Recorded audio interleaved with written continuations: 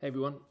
So I had some health-related news fairly recently, and I've been toying about whether to tell people about that publicly or whether to just go on a bit of a journey privately. And I actually recorded a video about 5-6 days ago now about a diagnosis that I received at Bournemouth Hospital, and I've decided that I'm going to go public on that. That sounds a bit over the top, doesn't it? Not like I'm a celebrity. But what I mean is, rather than phoning every individual friend that I've got, family members dotted around the world, all sorts of people, I'm just going to stick it out on social media, and then everyone will be aware. And the reasons for doing that, the reasons I didn't do it straight away, is I thought I might maybe keep it private. But actually, it becomes a bit weird when people keep sort of saying, "How are you? How are the family? Everything okay?" And then you go, yeah, it's all good. And although in the main everything is good, I'm in a good place. There's some stuff going on that it feels it would be better to share. But also, I'm already going on this sort of huge learning journey, and I might decide that might be useful to other people. So I'm going to share it along the way. So anyway, point being, this isn't a cry for help or a particular requirement for significance. It's just to put it out there and go, look, guys. This is what's going on in my life, and I'm all right, and I wanted to keep you up to date with it. And if you want to follow along on the journey and you want me to keep you up to date, then I've set up a little YouTube channel where I'll do that and share what's going on in my life and what I'm learning. But look, let's not make this introduction any longer than it needs to be. I know I have a tendency to talk. Watch the video, and I'm sorry to break this news to you, to those who know me well, because it's not ideal. But I'm confident it will all pan out all right. So I'll say no more. Watch the video. Thank you. Much love. Morning. So 48 hours ago, I did a little video here, which most of you won't have seen. I might share it. And it was the day before I was going for a diagnosis at Bournemouth Hospital, and I thought I'll do a recording before I knew the results, although I had an expectation of what the results would be, and then I thought I'd do one the day after, and then I didn't do one yesterday for reasons I might explain in another video. All good, but I ended up chatting to somebody as the sun was coming up, so I've been here for the last few mornings celebrating the beautiful sunrise at Hengstbury Head, which is stunning. Very lucky with the weather in the last few days, which is good if you happen to be going through some traumatic times. So thought I'd record this for posterity, maybe just for me or my family, or maybe I'll share it and help others. Maybe I'll tell the story.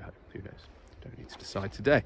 But yeah, I've been on a bit of a journey in the last few months with some challenging health stuff, and the outcome of that health stuff is that I've been diagnosed with Non-Hodgkin Follicular Lymphoma. There's a mouthful to remember. It's even got some numbers and grades and things after it. Fundamentally, I've got a big tumour in my belly/chest, sort of pushing on my kidneys and against my aorta, and it's big. It's like 17 centimetres by 9 centimetres. That is fundamentally a cancerous tumour, which is not ideal. Actually, it's funny what becomes preferable, because over the journey there's worse things that it could have been, significantly worse.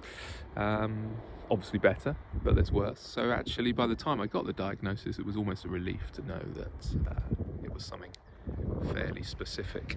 And there's somebody coming, so I'm just having a little wander. As a type of cancer, apparently this is a cancer that responds really well to chemo because of the size of the tumour. Unfortunately, requires a sort of fairly hefty dose. CHOP for anybody in the know, the things that I'm learning. So I'm going to be on sort of 5 or 6 rounds of chemotherapy to try and get rid of this. And it's actually, they count it as treatable, not curable, by which I think that means that it most likely comes back at some point, but we're going to work hard to try and avoid that. So as well as the chemo stuff, part of the reason that I'm here watching the sunrise is I think there's a lot of stuff I can do around diet and nutrition and meditation and headspace, and got a lot of lust for life and a lot of stuff to live for. So I'm not going anywhere. I'll be here for a while, and I might share that journey of what else I do, because it's interesting already learning that the medical profession isn't really into the holistic stuff, which I think is really important. I'm sort of seeing this analogy. I've been a bit unlucky to get this, obviously, especially at 49. You don't really expect to be going through chemo at that age, do you?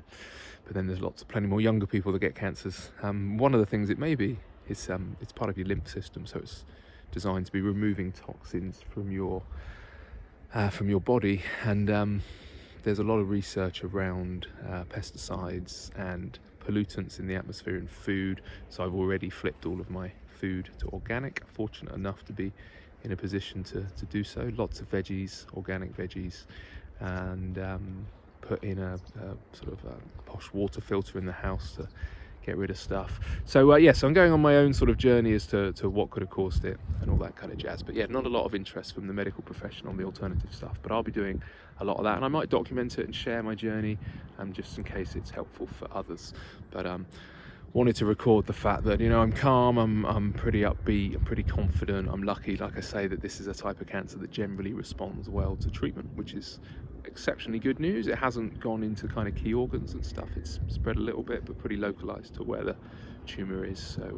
So yeah, I'm in a pretty good place. Obviously pretty gutted. I'm not comfortable with putting the level of toxins that I'm about to put into my body. Chemo probably starting 3 or 4 weeks, just waiting for some dates. Pretty uncomfortable with that. But I see, yeah, the analogy is a little bit like a weed in the soil, I suppose. So I've kind of got to get rid of the weed. The tumor itself, probably going to need some help to get rid of that.